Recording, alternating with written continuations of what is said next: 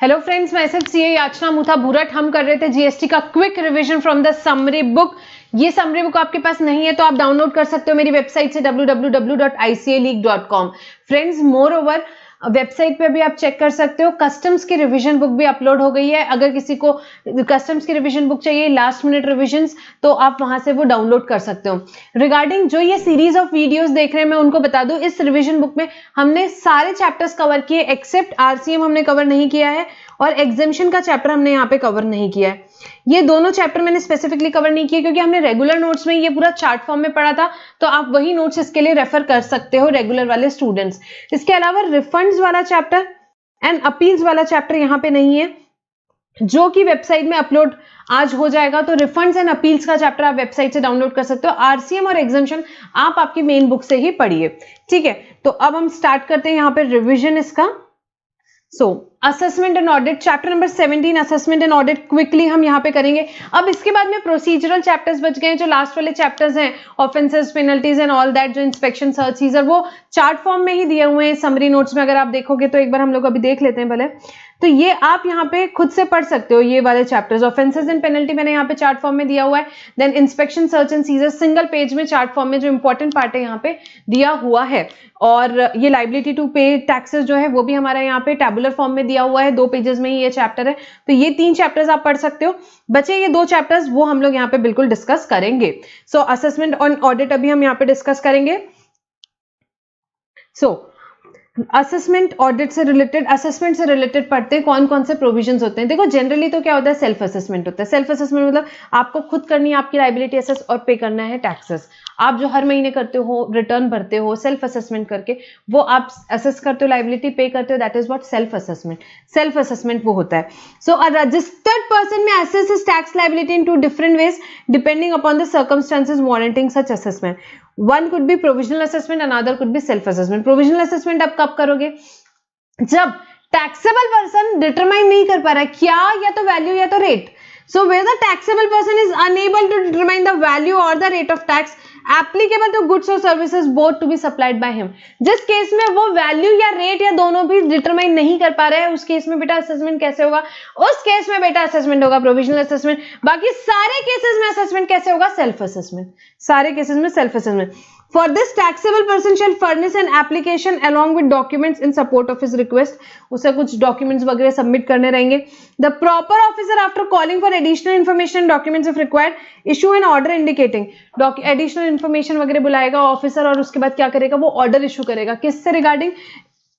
Issue an order indicating therein value or rate or both on the basis of which assessment is to be allowed on provisional basis. Officer उसे बताएगा कि अच्छा ठीक है, ये value adopt कर लो या ये रेट आप यहाँ पे ले सकते हो। Amount for which the bond is to be executed and security to be furnished.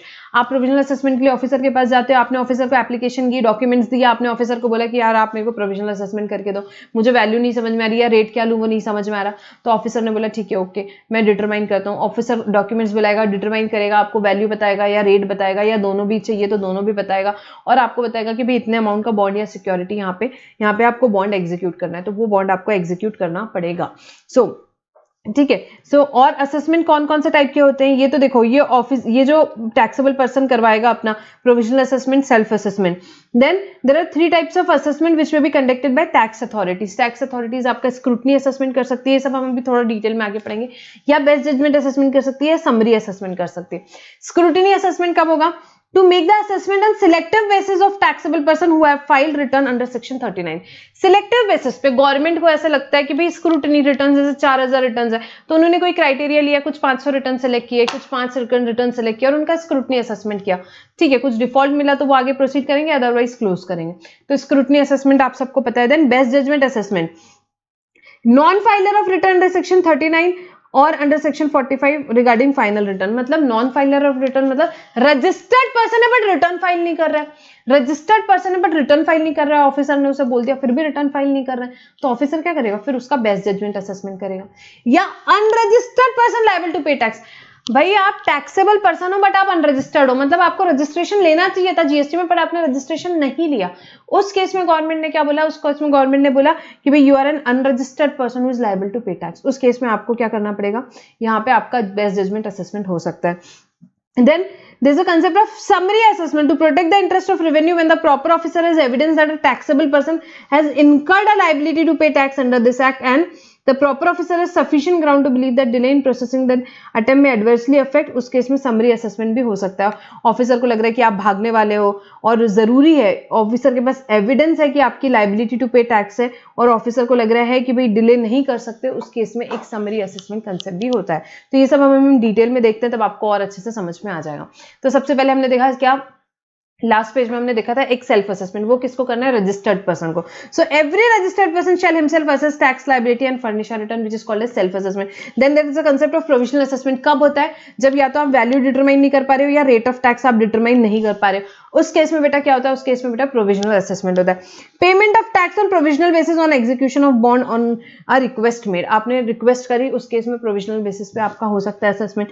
Order for provisional assessment with in 90 days of receipt of application, आपने एप्लीकेशन दी, उसके 90 डेज के अंदर अंदर ऑफिसर आपको ऑर्डर देगा किसका, प्रोविजनल असेसमेंट का. Final assessment time limit is 6 months from the date of communication of order. कितना है उसका time limit, 6 months.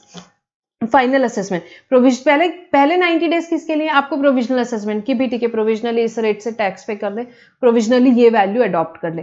What is final assessment बेटा, 6 months के अंदर from the date of communication of order, आपका प्रोविजनल असेसमेंट का जो ऑर्डर दिया उसके 6 महीने के अंदर अंदर ऑफिसर को आपका असेसमेंट फाइनल करना है, आपकी वैल्यू फाइनलाइज करनी है, आपका रेट फाइनलाइज करना है. फर्दर एक्सटेंशन है, हाँ जी है, अगर ज्वाइंट या एडिशनल कमिश्नर करता है तो 6 months का फर्दर है एंड 4 years का कमिश्नर कर सकता है. तो इन ऑल देखो प्रोविजनल असेसमेंट कितने दिन में फाइनल हो सकता है बेटा, 5 years में. First 6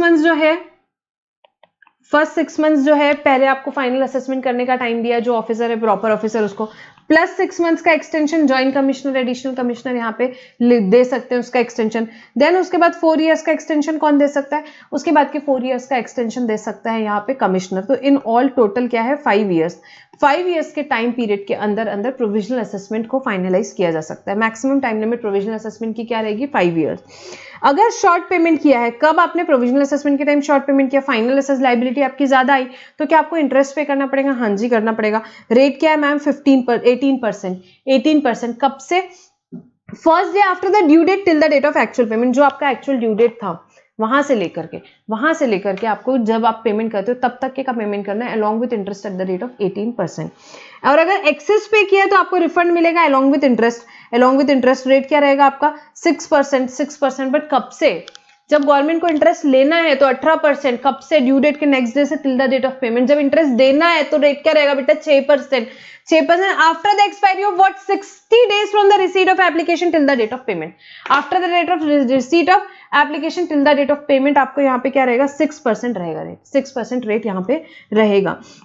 then scrutiny of return, ये किस चीज से रहेगा, सेल्फ असेसमेंट देखा, प्रोविजनल असेसमेंट देखा, प्रोविजनल असेसमेंट का यहाँ पे 6% रेट. जब आपको गवर्नमेंट को रिफंड देना रहेगा तो रेट क्या रहेगा, 6%. कब, 60 दिन खत्म होने के बाद में, एप्लीकेशन आने के till the date of payment. Then scrutiny of returns, हम जो देख रहे थे यहाँ पे स्क्रूटिनी देखा था हमने, कब देख करते हैं हम स्क्रूटिनी, सिलेक्टिव बेसिस पे टैक्सेबल पर्सन की स्क्रूटिनी रिटर्न्स की जाती है. Scrutiny of returns, in order to verify the accuracy of return the proper officer may examine return and seek explanation. यहाँ पे अगर आपकी वेरीफाई करनी क्या, रिटर्न की accuracy, in order to verify what, accuracy of return, and the proper officer may examine the return and seek explanation. If no explanation is offered is acceptable, no further action. अगर आपका कोई explanation proper नहीं है तो क्या होगा, कोई action नहीं लिया जाएगा. But if in no adequate explanation is offered, या कोई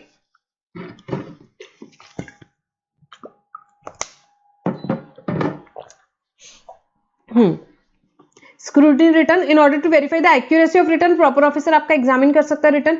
एक्सप्लेनेशन बराबर है तो कोई फर्दर एक्शन नहीं होंगे, बट एक्सप्लेनेशन बिल्कुल बराबर नहीं है तो फिर प्रॉपर ऑफिसर क्या करेगा, इनमें से कोई भी सेक्शन 65, 66 जो भी हैं आपके, 67, 73, 74 में कर सकता है एक्शंस जो भी आगे हैं. क्या एक्शंस हैं इन सेक्शंस के अंदर, या तो आपका वो ऑडिट कंडक्ट करेगा, या किसी को डायरेक्ट करेगा स्पेशल ऑडिट के सीए को, सीएमए को, या अंडरटेक करेगा procedure of inspection, search, seizure, या कोई और proceedings for determination of tax. इसमें से वो कोई भी चीजें कर सकता है फर्दर एक्शन में. ठीक है, दिस इज रिगार्डिंग व्हाट बेटा, this is regarding scrutiny of returns. इसके बाद assessment of non filers of return, मतलब आप रजिस्टर्ड हो और आप रिटर्न फाइल नहीं कर रहे हो, आप रजिस्टर्ड हो, आप रिटर्न फाइल नहीं कर रहे हो. So if return is not furnished even after the service of notice, proper officer shall assess the liability within a period of 5 years from the date specified for furnishing of annual return. आपको return file करना चाहिए, आपने return file नहीं किया, officer ने आपको notice भेजा, उसके बाद भी आपने रिटर्न फाइल नहीं किया, तो ऑफिसर फिर क्या करेगा भाई, आपका बेस्ट जजमेंट असेसमेंट कर देगा. क्या टाइम लिमिट है बेस्ट जजमेंट असेसमेंट की? जो भी आपकी ड्यू डेट फर्निशिंग रिटर्न है, जो भी फॉर एग्जांपल रिटर्न फर्निश कब करना होता है, annual return 31 December of the succeeding year, तो 18-19 का आपको रिटर्न कब फाइल करना चाहिए था, 31 दिसंबर 2019 को एनुअल रिटर्न.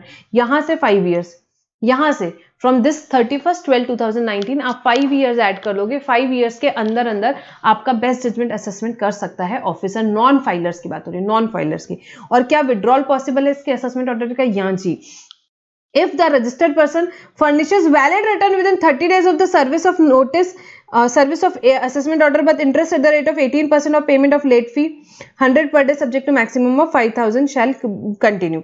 ठीक है, यहाँ पे देखो क्या चीज है. अगर रजिस्टर्ड पर्सन ने क्या किया, ऑफिसर ने नोटिस एओ दिया, ऑर्डर दिया और उसने 30 दिन के अंदर अंदर पेमेंट कर दिया, तो ऑफिसर अपना असेसमेंट ऑर्डर विड्रॉ भी कर सकता है, बट इंटरेस्ट पे करना पड़ेगा उसको. लेट फीस जो है वो पे करना पड़ेगा. इंटरेस्ट कितना? 18%. लेट फीस कितनी? 100 रुपीज पर डे. मैक्सिमम कितनी? 5000 तक की पे करना पड़ेगा. Then assessment of unregistered person. अभी तक हमने किसका देखा? असेसमेंट रजिस्टर्ड पर्सन का, but non filer of return. जो अनरजिस्टर्ड है, जो टैक्सेबल है, यार रिटर्न भरना चाहिए था तेरे को, टैक्स पे करना चाहिए था, तूने नहीं किया, उस केस में क्या होगा? So the taxable person who fails to obtain registration or whose registration has been cancelled, जिसने रजिस्ट्रेशन नहीं ऑब्टेन किया या जिसका रजिस्ट्रेशन कैंसिल हो गया है, proper officer to the best of his judgement may issue assessment order within a period of 5 years from the date of furnishing return under section 44. तो यहाँ पे अगर आपने रजिस्ट्रेशन ऑब्टेन नहीं किया या आपका रजिस्ट्रेशन कैंसिल हो गया, आप अनरजिस्टर्ड हो गए, बट आपको उसके ऑफिसर क्या आपका बेस्ट जजमेंट असेसमेंट कर सकता है? हाँ बिल्कुल कर सकता है. उसके ऑर्डर की कोई टाइम लिमिट है? हाँ जी है. कितनी है? 5 इयर्स. 5 इयर्स जो भी ड्यू डेट आपकी फर्निशिंग ऑफ रिटर्न है, वहां से 5 इयर्स आपकी ड्यू डेट है. ठीक है. So this was assessment of unregistered person. Next, summary assessment. किसी किसी केसेस में समरी असेसमेंट होता है. यहाँ जहां हमने लास्ट में देखा था, समरी असेसमेंट कब होता है? जब ऑफिसर के पास एविडेंस है कि आपने लायबिलिटी इनकर करी है और delay in passing assessment order may adversely affect the interest of revenue. उस केस में कौन सा असेसमेंट हो सकता है बेटा? उस केस में समरी असेसमेंट होगा. समरी असेसमेंट के पॉइंट्स देखेंगे. प्रॉपर ऑफिसर में issue an assessment order imposing tax liability on a person based on any evidence showing a tax liability. If a person to whom liability pertains is not ascertainable, the person in charge of goods shall be assessed. If the order is erroneous, proper officer may withdraw such order and follow the procedure laid down in 73-74.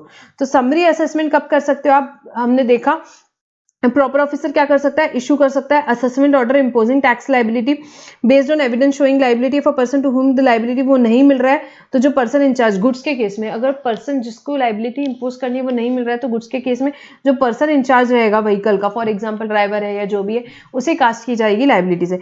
अगर order erroneous है तो proper officer के पास withdrawal का power है. Exam में ऐसा question आया हुआ है, आ सकता है कि भाई किस किस केस में यहाँ पे आपकी जो असेसमेंट्स हैं, हमने जो डिफरेंट टाइप के असेसमेंट्स देखे, विड्रॉ हो सकते हैं. तो दो केसेस में हमने देखे विड्रॉल पॉसिबल है. एक तो समरी असेसमेंट का विड्रॉल पॉसिबल है, और सेकंड हमने देखा था यहाँ पे जो बेस्ट जजमेंट असेसमेंट हुआ था, असेसमेंट ऑफ नॉन फाइलर्स, उस केस में विड्रॉल ऑफ असेसमेंट पॉसिबल है. ये दो असेसमेंट्स. बाकी हमने कौन कौन से असेसमेंट देखे? सेल्फ असेसमेंट देखा, प्रोविजनल असेसमेंट देखा, सेल्फ असेसमेंट देखा, प्रोविजनल असेसमेंट देखा, स्क्रूटनी असेसमेंट देखा, best judgement assessment of non filers देखा, best judgement assessment of unregistered person देखा, एंड समरी असेसमेंट देखा. तो यहाँ पे समरी असेसमेंट और best judgement assessment of non filers का विड्रॉल भी पॉसिबल है असेसमेंट ऑर्डर का. नाउ ऑडिट के प्रोविजंस देखेंगे. यहाँ पे ऑडिट कौन कर सकता है? या तो टैक्स अथॉरिटीज कर सकती है, या स्पेशल ऑडिट कौन कर सकता है? सीए सीएमए को अपॉइंट किया जा सकता है. आपको अगर याद हो या आपने देखा हो आपके ऑफिस में सर्विस टैक्स के टाइम पे भी ऐसे होता था, टैक्स अथॉरिटीज आती थी, डिपार्टमेंट वाले आते थे ऑडिट करने के लिए. सो यहाँ पे कमिश्नर में और any officer authorised by him may undertake audit of any registered person. Audit कब कहाँ कंडक्ट किया जाएगा? ऑडिट कंडक्ट किया जाएगा प्लेस ऑफ बिजनेस पे या ऑफिस में किया जाएगा. एटलीस्ट 15 दिन की नोटिस. मतलब ऑफिसर आएगा, वो बोलेगा भाई हम इस पीरियड का आपको ऑडिट करने के लिए आ रहे हैं, आपको 15 डेज पहले नोटिस दे देगा. क्यों टाइम लिमिट दिया जाता है? ताकि आप प्रिपेयर कर सको, आपको जो भी डॉक्यूमेंट्स इन्फॉर्मेशन प्रिपेयर करनी है, आपके डॉक्यूमेंटेशन वगैरह ऑडिट के लिए आप उसे कंपाइल कर सको. Time period 3 months from the date of conduct of audit, extension of 6 months, यहाँ नॉट एक्सीडिंग 6 months. तो यहाँ पे आपको ऑडिट कंप्लीट करने का टाइम दिया हुआ है on conclusion the registered person shall be informed about finding rights and obligation, result होता है डिमांड में, तो फिर उसका रिकवरी होगा 73-74 के हिसाब से, जो भी डिमांड के चैप्टर में ये 73-74 अभी हम पढ़ेंगे। तो दिस इज रिगार्डिंग वो टैक्स अथॉरिटीज आपके यहाँ पे ऑडिट कर सकती है आकर के, ऑडिट बाय टैक्स अथॉरिटीज। और ऑडिट कौन कर सकता है? Special audit at any stage of scrutiny, inquiry, investigation. अगर असिस्टेंट कमिश्नर को ऐसा लगता है कि वैल्यू बराबर नहीं बताई है या क्रेडिट बिल्कुल टाइम बराबर नहीं लिया है, तो वो किसको नॉमिनेट कर सकता है? वो सीए या सीए में चार्टर्ड अकाउंटेंट या कॉस्ट मैनेजमेंट अकाउंटेंट को नॉमिनेट कर सकता है। और टाइम पीरियड क्या है ऑडिट कंप्लीट करने का? 90 डेज में कंप्लीट करना है आपको audit, 90 days. Further extension 90 days का और दिया जा सकता है। Audit will be conducted even if the accounts has already been audited. अगर ऑडिट हो गया है तो भी ऑफिसर को ऐसा लगता है नहीं कुछ तो गड़बड़ है, कुछ inquiry investigation is required, in that case he can direct for the special audit by CA or CMA, or if it results in demand of tax then it should be recovered as per the provisions of what 73-74 के provisions के हिसाब से इसका recovery होगा। तो यहाँ पे audit हो सकता है टैक्स अथॉरिटीज का या स्पेशल ऑडिट का। सो बेटा this was the provisions regarding what assessment and audit वाला हमारा चैप्टर जो था हमने यहाँ पे कंप्लीट किया। छोटा सा चैप्टर है, इसमें जो प्रोविजन हमने पढ़े वही ज्यादा इंपॉर्टेंट है, ठीक है। So friends will stop our discussion over here. Summary book of customs have been uploaded, you can download that. Along with that GST customs के question bank, list of important sections जो green में mark किए हुए हैं वो वहां पे आप ले सकते हो। वेबसाइट पे आपको क्या क्या मिलेगा? कस्टम्स का समरी बुक, जीएसटी का समरी बुक, देन आपको मिलेगा कस्टम्स का क्वेश्चन बैंक, जीएसटी का question bank, list of important sections, ये सारा डेटा अवेलेबल है डाउनलोड सेक्शन में, आप वहां से डाउनलोड कर सकते हैं और आप उसे पढ़ सकते हैं, ठीक है फ्रेंड्स। तो will stop our discussion over here and next lecture जो कि हम लेंगे वो किससे रिगार्डिंग रहेगा? डिमांड एंड रिकवरी का एक डिस्कशन रहेगा, छोटा सा डिस्कशन, इंपॉर्टेंट प्रोविजन 73-74 के हम यहाँ पे डिस्कस करेंगे in the next video. So friends thank you for now.